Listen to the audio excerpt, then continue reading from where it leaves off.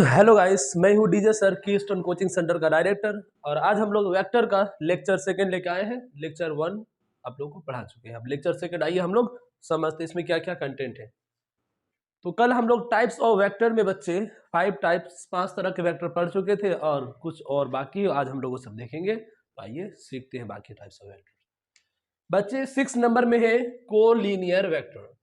बच्चे फिजिक्स में जो को है इसका मीनिंग होता है सेम, और लीनियर का मतलब है लाइन, यानी कि इसमें जो भी वेक्टर आएंगे ये सब एक ही लाइन में आएंगे। को का मतलब क्या है बच्चे? को में सेम, और लीनियर मतलब क्या है बेटे? लाइन, यानी कि vectors which line on same line और सेम पाथ, यानी कि वो वेक्टर जो एक ही सेम लाइन में लाइक करे उसे हम लोग क्या बोलेंगे बच्चे? कोलिनियर वेक्टर बोलेंगे। अब जैसे यहाँ पर एग्जांपल दे चुके बच्चे, ए बी और सी, ये जो तीनों वेक्टर है ये एक ही लाइन में लाइक कर रहे हैं, एक ही लाइन में आ रहे हैं, एक ही पाथ में आ रहे हैं, इसीलिए हम लोग ए बी सी को कोलिनियर वेक्टर बोल सकते हैं। अब नेक्स्ट देखेंगे बच्चे 7 में है आपका कोप्लेनर वेक्टर। को का मतलब यहाँ पर भी सेम है, और प्लेनर का मतलब क्या है? प्लेन, यानी कि इसमें जो भी वेक्टर आएंगे वो सेम प्लेन में आएंगे। Vectors which lie on same plane, यहाँ पर जैसे वेक्टर ए और बी एग्जांपल के तौर पर दिया है बच्चे, वेक्टर ए और बी ये दोनों एक ही प्लेन में है। बच्चे जो हमारा बोर्ड है ये एज ए 2D प्लेन है, तो यहाँ पर vector A B X Y plane में ही लाई करेंगे। वेक्टर सी और डी, यहाँ पर जितना भी वेक्टर गिवन है बच्चे ये किसी एक ही प्लेन में है, या मतलब यहाँ कोई दूसरा प्लेन नहीं है, या तो एक्स वाई, या तो वाई जेड, या तो जेड वाई, ये सब एक सिंगल प्लेन में है। और कोप्लेनर वेक्टर में जितना भी वेक्टर आएगा सब एक ही प्लेन में आएगा, यहाँ कोई तीसरा प्लेन नहीं है। तो मैंने यहां लिखा है vector A B C D same plane में आ रहे हैं, that is X Y plane, इसीलिए हम लोग इसे कोप्लेनर वेक्टर कहेंगे। अब यहाँ पर हम लोग जितना भी 1 से 7 टाइप्स के वेक्टर पढ़े इनके बेसिस पर एक सवाल दे रखा है। तो आइए सवाल में क्या दे रखा है? अकॉर्डिंग टू गिवन डायग्राम से ट्रू और फॉल्स, इनमें से ये जो डायग्राम दे रखा है हमें, इसके बेसिस पे कौन सा ऑप्शन सही है कौन सा गलत है, आइए हम लोग ट्राई करते हैं। लेट्स ट्राई इट बच्चे। जिससे वेक्टर ए दे रखा है, वेक्टर बी, वेक्टर सी और डी, यहाँ पर 4 वेक्टर हमें गिवन है और इसके बेसिस से सवाल पूछ रखा है। पहला ए पढ़ते हैं हम लोग, A and B vector opposite vector. तो चलिए बच्चे वेक्टर ए और वेक्टर बी को देखिए, क्या बोला है कि वेक्टर ए और बी ऑपोजिट वेक्टर है। तो बच्चे हमें ये पता रहना चाहिए कि ऑपोजिट वेक्टर होने के लिए पहले तो उनका मैग्नीट्यूड सेम होना चाहिए, लेकिन यहाँ पर आप देख सकते हैं कि दोनों का मैग्नीट्यूड अलग अलग है, ए छोटा है और बी बड़ा है, इसलिए बिल्कुल फॉल्स है, गलत है। अगर मैग्नीट्यूड सेम होता तो आंसर सही हो जाता। अब क्वेश्चन बी पढ़ेंगे, वेक्टर ए, ध्यान देंगे बच्चे, vector A and vector C are equal and parallel vector. बिल्कुल सही बात है। आप ए और सी को देखिए, इनका मैग्नीट्यूड भी सेम है और डायरेक्शन भी सेम है, तो इसे हम लोग इक्वल और पैरेलल दोनों कह सकते हैं। अब सी में पढ़ेंगे, vector A B C are coinitial vector. बिल्कुल गलत है बच्चे, हम लोग ये जानते हैं को इनिशियल वेक्टर में वो वेक्टर आएंगे जिनका इनिशियल पॉइंट सेम होगा। यहाँ तीनों वेक्टर अलग अलग पॉइंट से स्टार्ट होते हैं, तीनों का इनिशियल पॉइंट ही अलग अलग है, ये को इनिशियल वेक्टर हो ही नहीं सकते, ये भी क्या बच्चे? फॉल्स हो जाएगा। अब आखिरी सवाल क्या पढ़ेंगे बच्चे, ए बी सी आर को प्लेनर वेक्टर। जो वेक्टर ए बी सी है किसी एक ही प्लेन में आ रहे हैं, बोर्ड एक 2D प्लेन है, एक ही प्लेन में आने के कारण इसे हम लोग बिल्कुल कोप्लेनर वेक्टर बोल सकते हैं। तो यहाँ पर देखिए एक आंसर क्या आएगा? False, B true, C false and D true. बच्चे ये समझने के बाद हम लोग एक बहुत ही इंपॉर्टेंट वेक्टर जिसके बारे में जानेंगे, यूनिट वेक्टर, जो लगभग हर साल, अगर ये जो वेक्टर चैप्टर है बच्चे, इनमें से सबसे ज्यादा सवाल आने का चांस, एक छोटा सा टॉपिक यूनिट वेक्टर से आने का चांस सबसे ज्यादा है, और बहुत ही आसान है, बहुत ही सिंपल सा है। इनमें जो फॉर्मूला है बच्चे ये बहुत ही ज्यादा इंपॉर्टेंट है। सिंपल एग्जाम में कभी कभी ये फॉर्मूला ही पूछ लेते हैं कि यूनिट वेक्टर का फॉर्मूला क्या होगा। आइए हम लोग समझते हैं यूनिट वेक्टर होता क्या है। वेक्टर्स हुज मैग्नीट्यूड इज 1, वैसा वेक्टर जिनका मैग्नीट्यूड, वैल्यू, मान हमेशा क्या रहेगा बच्चे? 1, उसे हम लोग क्या बोलेंगे? Unit vector. हम लोग ये बात जानते हैं कि यूनिट का मतलब ही 1 होता है, यानी कि ऐसा वेक्टर जिनका मैग्नीट्यूड 1 रहेगा हमेशा, उसे हम लोग क्या बोलेंगे बच्चे? यूनिट वेक्टर बोलेंगे। अब यूनिट वेक्टर का काम क्या है? मैग्नीट्यूड तो 1 हो गया है, अब इसका एक ही काम है, to specify direction of any vector, यानी कि दुनिया में किसी भी वेक्टर का डायरेक्शन बताने का जिम्मेदारी किसका है बच्चे? यूनिट वेक्टर का है। यानी कि यूनिट वेक्टर का एक ही काम है, कोई वेक्टर आपका किस डायरेक्शन में है, किस पोजीशन में है, तो उसका डायरेक्शन को शो करने के लिए, दिखाने के लिए हम जिस वेक्टर का इस्तेमाल करते हैं बच्चे, उसका नाम है यूनिट वेक्टर। मान लीजिए कोई वेक्टर अगर ईस्ट में है, कोई वेस्ट में है, कोई नॉर्थ में है, कोई साउथ में है, तो ये जो डायरेक्शन हम बता पा रहे हैं तो किस वेक्टर की मदद से? Unit vector. यानी कि अगर यूनिट वेक्टर नहीं होता तो आज हम किसी भी वेक्टर्स का डायरेक्शन नहीं बता पाते। तो सिंपल हमें याद रखना है, यूनिट वेक्टर ऐसा वेक्टर है जिनका मैग्नीट्यूड एक होगा, इनका एक ही रोल, एक ही काम है, किसी भी वेक्टर का डायरेक्शन को बताना। अब जैसे देखिए यूनिट वेक्टर, इसका फॉर्मूला क्या है, हम लोग इसे लिखेंगे कैसे? तो यूनिट वेक्टर क्या है बच्चे?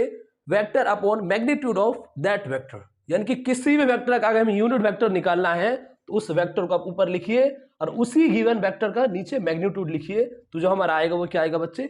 यूनिट वेक्टर आएगा। जैसे यहाँ पर फॉर्मूला देख सकते हैं, vector A upon magnitude of vector A, यही क्या आ जाएगा आपका? Unit vector. यूनिट वेक्टर का फॉर्मूला क्या आएगा? फिर हम रिपीट करें बच्चे, किसी भी वेक्टर को लीजिए और उसका नीचे मैग्नीट्यूड को लिखिए, तो ये आपका जो निकल के आएगा ये क्या आएगा बच्चा? यूनिट वेक्टर आएगा। और इसका एक ही काम है वेक्टर का डायरेक्शन को बताना। यहां से जो आपका वेक्टर निकल के आएगा ये इधर आके गुना मल्टीप्लाई हो जाएगा इसके साथ। वेक्टर आएगा क्या आएगा बच्चे? मैग्नीट्यूड, और मल्टीप्लीकेशन भी क्या आएगा? Unit vector. तो सिंपली मेरे ख्याल से आप लोग समझ गए होंगे, सिंपल सा टॉपिक था। बस आपको क्या ध्यान रखना है, यूनिट वेक्टर जिनका मैग्नीट्यूड 1 है, काम एक ही है, किसी भी वेक्टर का डायरेक्शन को शो करना। फॉर्मूला है, जो वेक्टर रहेगा अपन उसका मैग्नीट्यूड कर दीजिए, आपका यूनिट वेक्टर निकल के आ जाएगा और डायरेक्शन बताना। एक ही बस ये रोल है इसका सबसे इंपॉर्टेंट। तो बच्चे आप इसे नोट कर लीजिए, फिर हम लोग आगे बढ़ते हैं। तो हेलो बच्चे, आप नोट डाउन कर चुके हैं, अब हम लोग आगे देखते हैं। यहाँ पर एक एग्जाम्पल दे रखा है, यहाँ पर एक एग्जाम्पल है, find unit vector of given vector. यहाँ पर हमें एक वेक्टर दे रखा है एफ वेक्टर बराबर 10 न्यूटन अलोंग ईस्ट, और इसका हमें यूनिट वेक्टर निकालने को कहा गया है। बच्चे एफ वेक्टर हमें कितना दे रखा है? 10 न्यूटन अलोंग ईस्ट। तो एफ वेक्टर का जब हम लोग मैग्नीट्यूड निकालेंगे तो डायरेक्शन हट जाएगा, सिर्फ कितना बचेगा? 10 न्यूटन बचेगा। अब यूनिट वेक्टर हमें पता है, यूनिट वेक्टर का फॉर्मूला क्या है? Vector given vector upon magnitude of that vector. तो यहाँ पर हमें जो गिवन वेक्टर है उसका वैल्यू कितना है बच्चे? 10 न्यूटन अलोंग ईस्ट। अब बच्चे यहाँ थोड़ा ध्यान रखेंगे, 10 न्यूटन अलोंग ईस्ट, और यहाँ पर जो magnitude of 10 Newton along east का मैग्नीट्यूड कितना आएगा बच्चा? ओनली 10 आएगा। फिर से एक बार ध्यान से सुने, हमें वेक्टर कितना दे रखा है? 10 न्यूटन अलोंग ईस्ट, इसका मैग्नीट्यूड कितना आएगा? 10। तो यूनिट वेक्टर कितना आ जाएगा? गिवन वेक्टर जो दे रखा है हमें upon magnitude of that vector. तो ये 10 से 10 कैंसिल आउट हो जाएगा, आंसर क्या आएगा? 1 अलोंग ईस्ट। बच्चे हम लोग ये पहले से जानते हैं, जो यूनिट वेक्टर है इसका काम क्या है? डायरेक्शन बताना। तो उसने डायरेक्शन बता दिया है कि इस वेक्टर का डायरेक्शन किधर है? ईस्ट की तरफ है। यूनिट वेक्टर का मैग्नीट्यूड हमेशा कितना रहेगा? 1, और एक ही काम रहेगा डायरेक्शन को बताना। तो यूनिट वेक्टर डायरेक्शन बता चुके हैं, किधर है? ईस्ट में। आई होप आप समझ चुके हैं। अब एक पॉइंट नोट डाउन करना है यूनिट वेक्टर के बारे में, और ये सबसे मेन बात है। अब तक हम लोग जितना कुछ पढ़े हैं, शायद इनमें से सबसे ज्यादा काम आने वाला यही पॉइंट है। तो आप इसे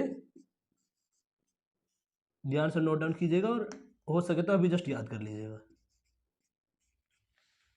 जो यूनिट वेक्टर है इसका मैग्नीट्यूड कितना है बच्चे? 1 हमें पता है। इसका काम क्या है? टू स्पेसिफाई डायरेक्शन, डायरेक्शन बताना। ये जो सबसे बच्चे इंपॉर्टेंट पॉइंट है कि यूनिट वेक्टर है इसका खुद कोई यूनिट नहीं होता है। तो यूनिट वेक्टर क्या होता है बच्चे? यूनिट लेस होते हैं, इसका कोई यूनिट होता नहीं है। और इसका फॉर्मूला आप ध्यान रखेंगे, यूनिट वेक्टर का फॉर्मूला क्या होगा? कोई सा भी वेक्टर रहेगा अपॉन उसका मैग्नीट्यूड रहेगा। अब ध्यान रखिएगा इसको, यूनिट वेक्टर के बारे में चारों पॉइंट। अब नेक्स्ट क्या है बच्चे? Unit vector on different axis. अब अलग अलग एक्सिस में हम लोग यूनिट वेक्टर को क्या क्या नाम देंगे? एक्स एक्सिस में, वाई एक्सिस में, जेड एक्सिस में, इनका हम लोग इंडिविजुअल क्या क्या नाम रखेंगे बच्चे? तो along x axis, x axis के तरफ अलोंग एक्स एक्सिस जो यूनिट वेक्टर है हम लोग इसे आई कैप के नाम देंगे, आई कैप के नाम से जानेंगे, आई कैप के नाम से पुकारेंगे। वही वाई एक्सिस में हम लोग उस यूनिट वेक्टर को जे कैप के नाम से जानेंगे, और जेड एक्सिस में उसी यूनिट वेक्टर को बच्चे हम लोग के कैप से नाम के जानेंगे।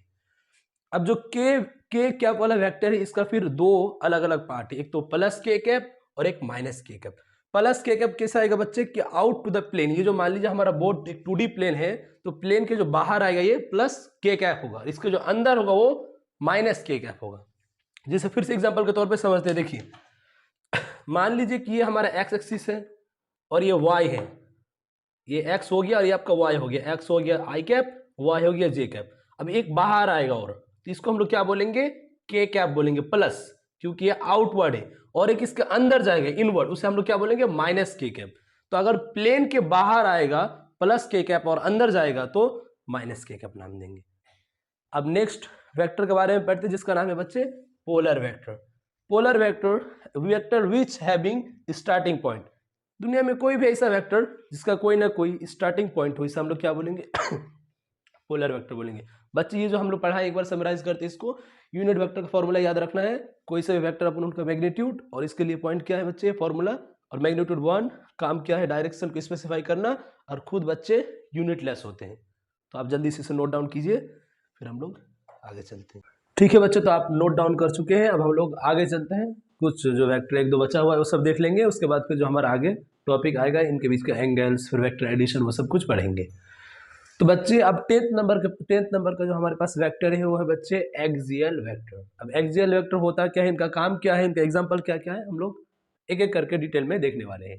Vector which use in rotational motion to define axis of rotation, यानी कि ऐसा वेक्टर जो रोटेशनल मोशन यानी कि कोई भी चीज जो किसी एक्सिस के अलोंग घूमते हैं उसे हम लोग कौन सा मोशन बोलेंगे बेटा, रोटेशनल मोशन। रोटेट का सिंपल मतलब क्या है, घूमना। रोटेश एक तो है ट्रांसलेटरी मोशन, ट्रांसलेट का मतलब क्या है, सीधा चलना जाना, ट्रांसलेट करना, एक जगह से दूसरे जगह जाना, उसे हम लोग क्या बोलेंगे ट्रांसलेटरी मोशन। और रोटेशनल मोशन क्या होगा बच्चे, किसी एक फिक्स जगह पर रहकर अपने आप अंदर रोटेट होना, इसे हम लोग क्या बोलेंगे रोटेशनल मोशन बोलेंगे। Its direction is always along axis of rotation. जो हमारा एक्सियल वेक्टर है इसका डायरेक्शन हमेशा एक्सिस ऑफ रोटेशन के अलोंग होगा। अब एक्सिस ऑफ रोटेशन क्या है देखिए, मान लीजिए हमारे पास एक मार्कर है और इससे मान लीजिए कोई रॉड या फिर रस्सी जुड़ा हुआ है और ये इसके आसपास घूमते हैं। तो कोई भी ये जो हमारा पेंसिल है, ये जो हमारा लाइन है दिया हुआ है, ये रॉड है, इसी के आसपास घूमेंगे। तो इस जो पेंसिल है इसके लिए एक्सिस ऑफ रोटेशन ये हमारा मार्कर कहलाएगा, यानी कि इस मार्कर के एक्सिस के अलाउंग हमारी ये पेंसिल रोटेट कर रहे हैं। अब ध्यान से देखिए, इस मार्कर, ये जो मार्कर है, ये जो हमारा पेंसिल है इस मार्कर के एक्सिस के अलाउंग रोटेट करते हैं। तो इस पेंसिल के लिए जो एक्सिस ऑफ रोटेशन क्या आएगा, वो मार्कर के बीच वाला पॉइंट आएगा, क्योंकि उसी के अलाउंग हमारे ये पेंसिल रोटेट करते हैं। यानी कि कोई भी ऑब्जेक्ट जिसके अलाउंग रोटेट करेगा वही इसका एक्सिस ऑफ रोटेशन कहलाएगा। जैसे मान लीजिए कि ये मार्कर है और इसके अलाउंग कोई दूसरा मार्कर रोटेट कर रहा है, घूम रहा है, तो इस मार्कर के लिए ये वाला मार्कर एक्सिस ऑफ रोटेशन कहलाएगा। जैसे यहाँ पर देखिए हम डायग्रामेटिक दे चुके हैं, यहाँ पर एक रॉड है और मान लीजिए कि इससे एक रॉड से एक स्ट्रिंग यानी कि कोई भी रस्सी वगैरह लगा हुआ है और वो उसके चारों ओर घूम रहे हैं। तो ये जो हमारा स्ट्रिंग है एक रॉड के चारों ओर घूम रहे हैं, तो इस स्ट्रिंग के लिए रॉड के बीच से इसका एक्सिस ऑफ रोटेशन पास होगा, यानी कि इसी एक्सिस के अलोंग हमारा ये स्ट्रिंग रोटेशन कर रहे हैं, मूव कर रहे हैं। तो एक्सिस ऑफ रोटेशन जो होगा वही एक्सियल वेक्टर का डायरेक्शन होगा। अब इसका एग्जांपल क्या क्या आएगा बच्चे, angular velocity omega, angular acceleration alpha और एंगुलर डिस्प्लेसमेंट थीटा, जिन तीनों में एंगल टर्म यूज हुआ है, इसे ये तीनों एक्सियल वेक्टर का एग्जांपल है। क्योंकि कोई भी चीज जब रोटेशन करेगा, किसी दूसरे चीज के अलोंग रोटेट करेगा, तो हर टाइम पे अलग अलग टाइम पे वो अलग अलग एंगल बनाएगा इस एक्सिस ऑफ रोटेशन से। जैसे मान लीजिए कि एक्सिस ऑफ रोटेशन से एंगल अभी कुछ और है, जब ये घूमेगा तो एंगल कुछ और होगा, जब घूमेगा तो एंगल कुछ और होगा, यानी कि हर मोमेंट में इसका एंगल चेंज होगा। इसीलिए तीनों टर्म में एंगल टर्म ऐड है, angular velocity, angular acceleration, angular displacement, ये तीनों बेटा आपका एक्सियल वेक्टर का एग्जांपल है। और इसका एक और एग्जांपल है, आप लिख सकते हैं टॉर्क, या ऐड कर सकते हैं अगर आप चाहे तो, कि जो हमारा टॉर्क है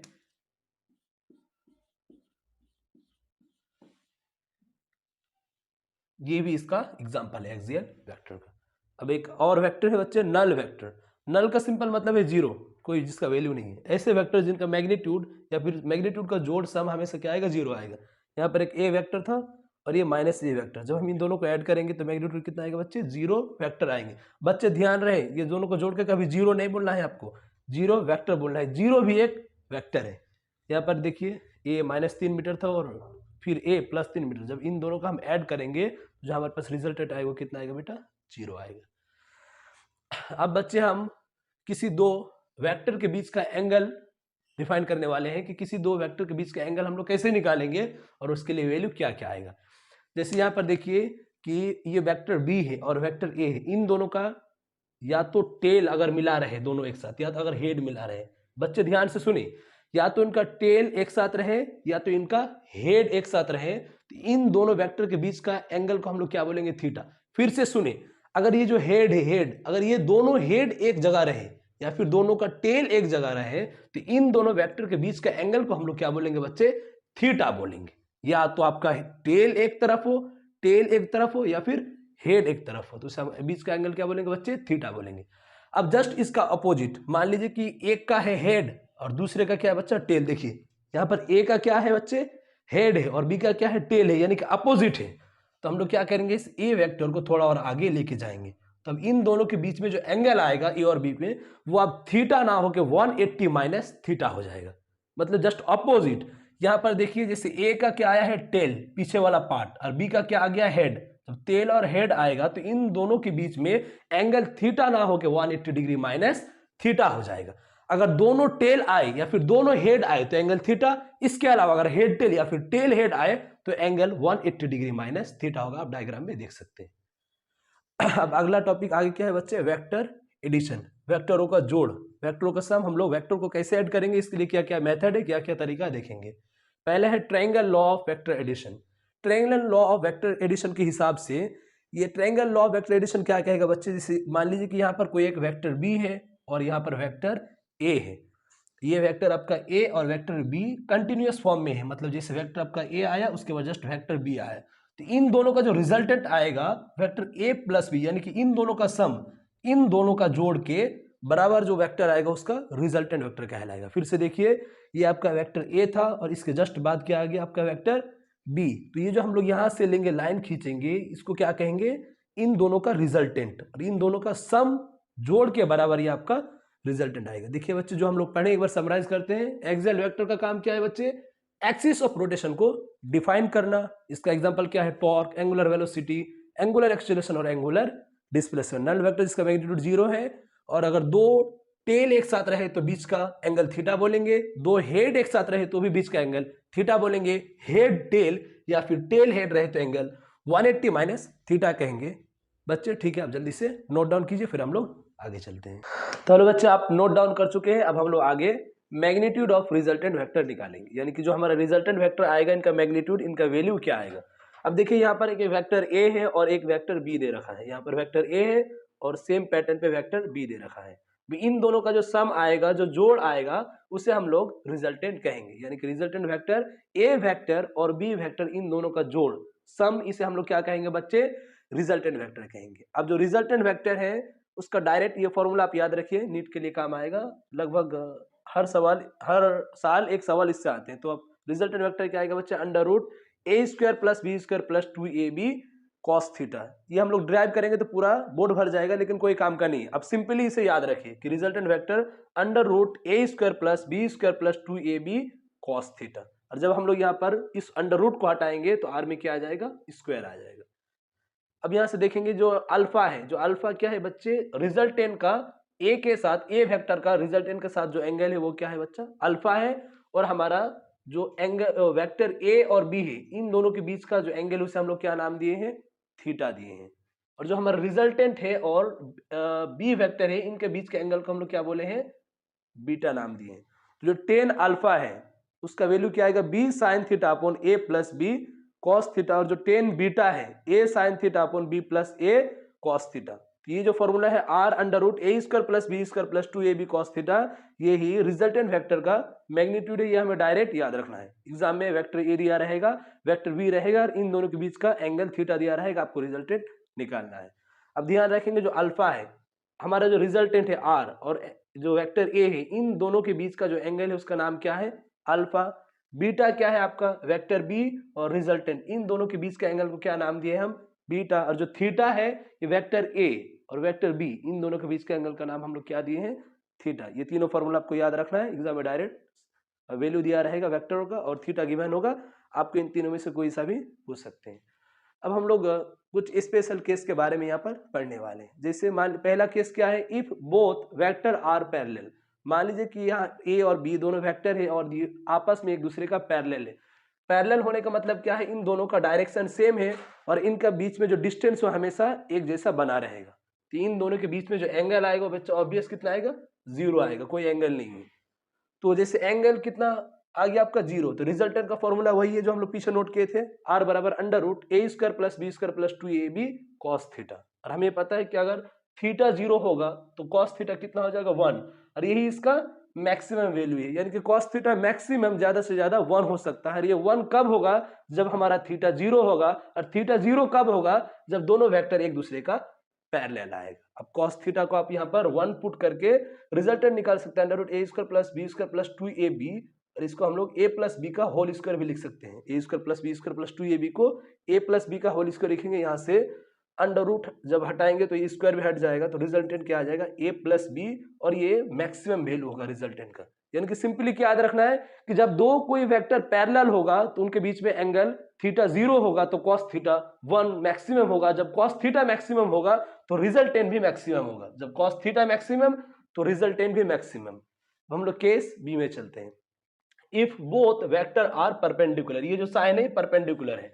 परपेंडिकुलर का मतलब बच्चों कि वेक्टर ए और वेक्टर बी, इन दोनों के बीच में जो एंगल है वो 90 डिग्री का है। तो जब इन दोनों के बीच में एंगल 90 डिग्री रहेगा तो हम लोग इन्हें क्या बोलेंगे, परपेंडिकुलर बोलेंगे। अब अगर एंगल थीटा 90 डिग्री आएगा तो बच्चा कॉस थीटा, कॉस 90 डिग्री कितना आएगा 0। तो यहाँ पर रिजल्टेंट का फॉर्मूला में कॉस 90 डिग्री को 0 पुट करेंगे तो रिजल्टेंट क्या आएगा बच्चे, under root A square plus B square. हमें डायरेक्ट याद रखना है कि जब कोई दो वेक्टर परपेंडिकुलर होगा, यानी कि उनके बीच में जब एंगल थीटा 90 डिग्री होगा तो resultant under root A square plus B square आएगा। अब तीसरा केस देखिए, if both vector are antiparallel, यानी कि दो वेक्टर होगा, given vectors are antiparallel होगा। एंटी पैरेलल का मतलब क्या है, इन दोनों का डायरेक्शन जस्ट अपोजिट होगा। जब डायरेक्शन अपोजिट होगा तो इनके बीच में एंगल कितना आएगा बच्चे, 180 डिग्री आएगा। जिससे मान लीजिए एक वेक्टर का डायरेक्शन इधर है, दूसरा इसका अपोजिट एंटी है, तो इन दोनों के बीच में एंगल कितना आएगा 180 डिग्री। और हमें पता है कि cos 180 डिग्री का वैल्यू होता है -1, जो कि ये इसका मिनिमम वैल्यू है। अब हम लोग रिजल्टेंट का फॉर्मूला में cos 180 डिग्री की जगह क्या रख सकते हैं, -1। तो वो रिजल्टेंट कितना आ जाएगा, under root A square plus B square minus 2ab, और इसको हम लोग a माइनस बी का होल स्क्वायर लिख सकते हैं। तो रिजल्टेंट कितना आ जाएगा, a माइनस बी, जो कि मिनिमम है। यानी कि सिंपली हमें ये स्पेशल केस में याद रखना है कि वेक्टर अगर पैरेलल होगा तो थीटा 0 डिग्री होगा, cos 0 मैक्सिमम 1 आएगा, और cos थीटा बराबर 1, cos 0 डिग्री, और रिजल्टेंट a प्लस बी आएगा। अगर दोनों वेक्टर एक दूसरे का परपेंडिकुलर आएगा तो resultant under root A square plus B square आएगा। अगर दोनों वेक्टर एक दूसरे के एंटी पैरेलल आएगा तो रिजल्टेंट a माइनस बी आएगा। यहाँ पर हम नोट पॉइंट में यहाँ पर डायरेक्ट देख सकते हैं, अगर थीटा 0 है तो रिजल्टेंट a प्लस बी है, अगर थीटा 90 है तो resultant under root A square plus B square है, और अगर थीटा 180 है तो रिजल्टेंट a माइनस बी। आप इसे डायरेक्ट याद कर सकते हैं बच्चे, ठीक है, नोट डाउन कर लेंगे।